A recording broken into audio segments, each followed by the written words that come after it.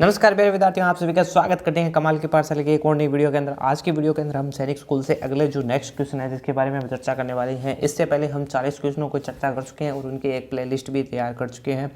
अगर आपने अभी तक उसकी वीडियोज़ को नहीं देखा है तो चैनल के जाके प्लेलिस्ट के अंदर जाके उसको वीडियोज़ को देख सकते हो। चलिए स्टार्ट करते हैं 41वें क्वेश्चन से, और 41वां क्वेश्चन हमें क्या कहता है ये भी देखेंगे। तो देखिए प्यारे विद्यार्थियों, 41वां क्वेश्चन हमारे पास एक त्रिभुज से संबंधित है, यानी कि हमारे पास एक त्रिभुज दे रखा है ABC, और जिसके अंदर हमारे पास कोण A, कोण B और कोण C दे रखा है क्रमशः 3x, 5x और 8x + 4 दे रखा है। हमें पूछा है कि तीनों कोणों का मान क्या होगा, ये चीज़ हमें पूछ रही है। जैसे कि मैं एक त्रिभुज की संरचना बनाऊँ तो इस प्रकार का एक त्रिभुज है जिसको मान लीजिए ये कोण है A और B और C, ठीक है। 41वां क्वेश्चन है हमारे पास, जिसके अंदर हमें क्या है कि कोण A जो है आपके पास है 3x के बराबर, इसी प्रकार कोण B जो है वो है 5x के बराबर, इसी प्रकार जो कोण C है वो है आपके पास 8x + 4 के बराबर। यानी कि कोण का माप हमें इस प्रकार से दे रखा है। अगर हमें जानते हैं कि त्रिभुज के तीनों कोणों का मान एक क्या होता है, यानी कि एक चीज़ दे रखी है इसने त्रिभुज, हम जानते हैं कि त्रिभुज के तीनों कोणों का मान 180 डिग्री होता है। कहने का अर्थ है कि कोण A प्लस कोण B प्लस कोण C का जो मान है ना वो 180 डिग्री के बराबर होगा, ठीक है। अब हमारे पास क्वेश्चन हो चुका है, इसको मैं कर लेता हूँ एक बार साइड में, इसका पूरा का सॉल्यूशन करेंगे, ठीक है। अब आप देखिए कोण A के लिए हमारे पास है 3x, कोण B की जगह है हमारे पास 5x और कोण C की जगह है हमारे पास 8x + 4 और बराबर में है हमारे पास 180 डिग्री। अगर मैं 3x, 5x और 8x को जोड़ूंगा तो 16x हमारे पास बन गए और यहाँ पे बच गया 180 डिग्री माइनस हमारे पास हो गया 4, यानी कि x का मान आ गया 176/16। और यहाँ से देखिए अगर मैं भाग दूंगा तो 16 एकम 16 और ये हो गया 11 के ऊपर पूरा इसका भाग चला गया, यानी कि x की वैल्यू तो हमारे पास आ गई है 16। अब देखिए यहाँ जो x था हमारे पास वहाँ पे इसकी वैल्यू रख देते हैं, यानी कि 3 x की वैल्यू 11 आ चुकी है। x की वैल्यू हमारे पास 11 है, मैंने गलती से 16 बोल दिया, यानी कि 5 × 11 और यहाँ पे हो जाएगी 8 × 11 + 4, ठीक है। तो यहाँ से तो हमारे पास आ चुकी है 33 डिग्री, यहाँ से आ चुका है हमारे पास कोण 55 डिग्री, यहाँ से 88 + 4 यानी कि 92 डिग्री, ठीक है। अब हमारे पास तीनों कोणों का मान आ चुका है। तो चलिए क्वेश्चन की तरफ चलते हैं। क्वेश्चन में ये पूछा गया था कि तीनों कोणों का मान क्या होगा, 33 डिग्री, 55 डिग्री और 92 डिग्री। ऐसा किस ऑप्शन के अंदर आ रहा है, 33 डिग्री, 55 डिग्री और 92 डिग्री, तो इसका ऑप्शन नंबर A हो गया। एक चीज़ और देखिए कि हमारे पास जो कोण है ना वो क्या है, बढ़ते हुए क्रम में, यानी कि सबसे पहले 3x है, फिर 5x है, फिर हमारे पास 8x है, यानी कि इनका बढ़ता हुआ क्रम है, यानी कि कोणों का मान बढ़ता हुआ क्रम में होगा। तो इसके हिसाब से भी देखिए B ऑप्शन के अंदर जो है वो घटता हुआ क्रम है इनमें, यानी कि पहले तो 70 आ गया, फिर 75 आ गया और फिर 35 आ गया, यानी कि ये जो है वो मान एकदम से घट गया है, यानी कि ये ऑप्शन नहीं हो सकता था हमारे पास। इस प्रकार से भी देखें तो अगर B ऑप्शन की बात करें तो ये है एक घटता हुआ क्रम है, यानी कि ये भी नहीं हो सकता था।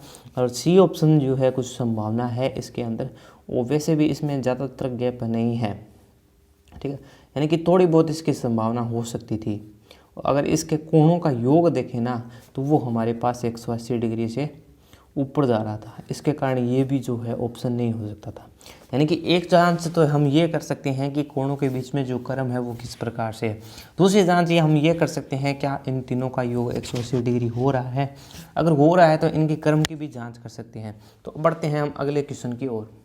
तो देखिए 42वां क्वेश्चन हमारे पास कहता है कि 37,800 का अभाज्य गुणनखंड के रूप में आपको व्यक्त करना है। अभाज्य गुणनखंड किसे कहते हैं, सबसे पहले हमारे पास अभाज्य गुणनखंड संख्या आ गई तो इसे कैसे कहते हैं। हमारे पास एक क्वेश्चन आ गया कि अभाज्य गुणनखंड क्या है।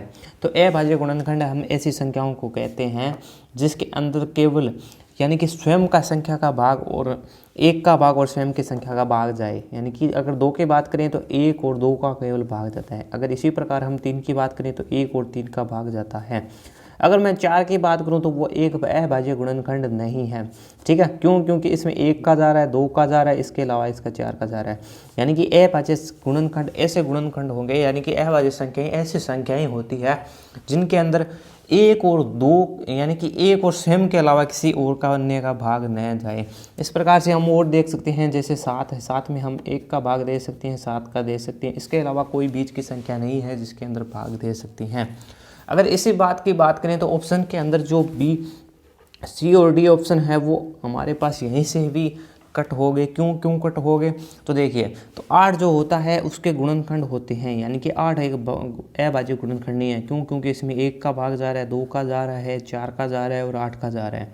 तो हमने कहा था कि केवल 1 और स्वयं का जाना चाहिए, इसके अलावा अन्य कोई संख्या ऐसी नहीं होनी चाहिए जिसके अंदर इसका भाग जाए। तो ये चीज़ हो रही है। अगर आप देखिए इसमें 27 के भी टुकड़े करें ना तो भी हो रहे हैं, यानी कि 1, 3, 9 और 27 के भी, 25 के भी 5 × 5 के अंदर हो रहे हैं। इसी प्रकार जो हमारे पास ऑप्शन नंबर डी है इसके अंदर भी हो रहा है। इसका अर्थ है कि सी और डी हमारे पास नहीं ऑप्शन हो सकता। इसके अलावा कौन सा ऐसा ऑप्शन हो सकता है? तो इसके लिए हम 3738 के जो अभाज्य गुणनखंड है उसके रूप में इसको व्यक्त करेंगे। ठीक है, 37,800। तो सबसे पहले ये भाग गया 2 पे, यानी कि यहाँ पे आ गया 1, फिर अंशिल आगे चली गई यानी कि 17 में भाग दिया, यानी कि 8 का जाएगा और 16, फिर से एक संख्या बच गई वो आगे चली गई, यानी कि 18 के अंदर 2 का भाग देंगे 9 पे जाएगा, फिर आ गया हमारे पास 0 0। फिर से यह गया 2 पे अंदर, यानी कि 9 के ऊपर गया, फिर हमारे पास जाएगा 4 पे, फिर एक अंशिल बची यानी कि ये आ गया 10, यानी कि 5 पे, और ये हो गया 0, यानी कि 94 50। फिर हमारे पास 2 पे जाएगा, यानी कि ये गया 4 पे, हंसिल बची 1 जो आगे चलेगी यानी कि 7 पे। इसके बाद में इस पे जाएगा 2 पे, फिर हंसिल आगे चली जाएगी, यह जाएगा कितने पे? 5 पे। ठीक है, अब इसमें 2 का नहीं जा सकता, इसके अलावा किसका जा सकता है? 3 का। क्योंकि 2 का क्यों नहीं जा सकता? क्योंकि आप देखिए अंतिम जो वर्ड है हमारे पास, अंतिम 2 अंक है वो जो है वो 2 से भाग नहीं जा सकता, क्योंकि 2 के अंदर जो है वो जैसे 2 2 0 2 4 6 8 ऐसे अंक आने चाहिए थे, लेकिन ऐसे नहीं आ रही। इसका मतलब है कि 3 का देके देखते हैं हम। इसमें 3 का जाएगा, 3 का किस पे जाएगा? यानी कि 1 पे गया, फिर ये अंश लगी यानी कि 17 में जाएगा, यानी कि 5 पे गया यानी कि 15, फिर 2 बच गया, 2 में देखिए 7 पे गया, फिर 5 पे गया। ठीक है, इसी प्रकार हम इसको आगे भी भाग देंगे। आगे भाग दिया 3 से, 5 पे गया, 2 पे गया और फिर से 5 पे गया। अब क्या ये जा सकता है? यानी कि 5 और 10 और 12, 12 में 3 का भाग जाता है। तो इसी प्रकार हम फिर से इसके अंदर 3 के अंदर देखेंगे तो 175। अब इसके अंक देखें तो देखिए, अब इसके अंक जोड़ेंगे तो 13 हो रहे हैं, इसके अंदर अब नहीं जा रहा। अब हम देंगे 5 का भाग। ठीक है, अब मैं क्या करने वाला हूँ? 5 का भाग देने वाला हूँ। तो 5 का भाग दूंगा तो भैया जाएगा 35 पे, इसी प्रकार 5 का दूंगा तो 7 पे, और 7 का दूंगा तो 1 पे। ठीक है, अब आप देखिए 1 2 3, यानी कि गुणनखंड इस प्रकार से इसके हो गए। यानी कि गुणनखंडों की बात करें तो 2 × 2 × 2 × 3 × 3 × 3 × 5 × 7। ठीक है, ये हमारे पास क्रम आगे पीछे हो सकता है, लेकिन अभाज्य गुणनखंड इस प्रकार के हो गए। ठीक है, तो जैसा कि हमारे पास क्वेश्चन के अंदर कौन से ऐसा ऑप्शन है जिसके अंदर हमारे पास 3 बार 2 आ रहे हैं? तो ऑप्शन नंबर ए बी जो है उसके अंदर 3 बार जो हमारे पास है 2 आ रहे हैं। इसके अलावा देखिए, इसके अलावा कौन सा ऐसा ऑप्शन है? तो थोड़ा सा मैं इसको ऊपर कर लेता हूँ मैं। देखिए ये इसको इसे कर लेते हैं क्योंकि सी और डी हमारे पास ऑप्शन है ही नहीं। इसके अलावा देखिए गुणनखंड कौन से है हमारे पास? इसके अलावा है 3 कितनी बार है? 1 और 2 3 बार आ रहा है। इसके अंदर देखिए 3 बार भी 3 आ रहा है। इसके बाद में 5 2 है हमारे पास 2 बार आ रहा है। यहाँ पे भी 5 2 बार आ रहा है और 7 1 बार आ रहा है। यानी कि इसका जो राइट आंसर है वो हो जाएगा ऑप्शन नंबर बी, इसका सही उत्तर, जिसके अंदर हमारे पास अभाज्य गुणनखंड इस प्रकार से हो रहे हैं। ठीक है, तो हमने ये भी देख लिया कि अभाज्य गुणनखंड किसे कहते हैं। अगर अभाज्य गुणनखंड भी देख लिए और इसके टुकड़े भी देख लिए किस प्रकार से हो सकते हैं, यानी कि इससे देखते ही हमें पता चल गया कि कौन सा ऑप्शन इसका नहीं हो सकता है। और अगर इसके अभाज्य टुकड़े करें ना तो भी कुछ इस प्रकार के टुकड़े हमें प्राप्त होते हैं। ठीक है, तो अब बढ़ते हैं अगले सवाल की ओर। वैसे भी इसकी जाँच कर सकते हैं कि ज़्यादातर जो टुकड़े हैं वो एक ही प्रकार के टुकड़े हैं। तो अगला प्रश्न देखिए, आप ये कह रहा है कि 43वां क्वेश्चन कह रहा है कि 3.75 का 10% प्लस में आपको करना है 7.25 का 15%, और ये आएगा हमारे पास दशमलव के अंदर, इसको परिवर्तित करना है।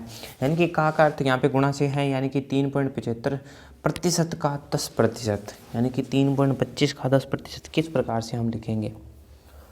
यहाँ पे ये जो 1 मिनट आप में इसमें थोड़ा सा मेरे को लग रहा है थोड़ा सा क्वेश्चन के अंदर डाउट है। एक बार मैं चेक कर लेता हूँ इसको कि क्या सच में इसी प्रकार का क्वेश्चन है।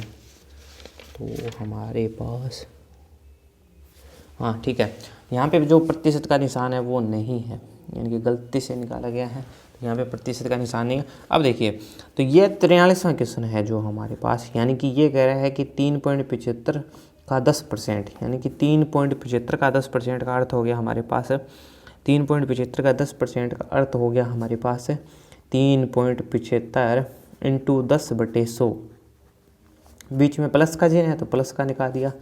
7.25 का 15%, यानी कि 7.25 का 15%, यानी कि 15/100। अब बस इतना है इसको हमें हल करना है। अब ये कह रहा है कि दशमलव के अंदर है। कहने का अर्थ है कि सबसे पहले हमारे पास ये बच गया 3.75/10 प्लस के अंदर हमारे पास, इसको हम क्या कर सकते हैं, इसको मल्टीप्लाई कर देंगे। मल्टीप्लाई करेंगे यानी कि 7.25 को हम मल्टीप्लाई कर देंगे 15 से, तो 15 से जब इसको मल्टीप्लाई करेंगे तो ये आएगा हमारे पास 108.75/100। ठीक है, 108.75/100। अब हम क्या करेंगे, इसको लिखेंगे, यानी कि दशमलव को जब हमने हटा दिया तो ये आ गया 375, यानी कि 0.375, और यहाँ से जब दशमलव हटाएंगे यानी कि 100 है तो ये आ जाएगा 1.875। ठीक है, इतना आ गया। अब इनको आपस में जोड़ देंगे।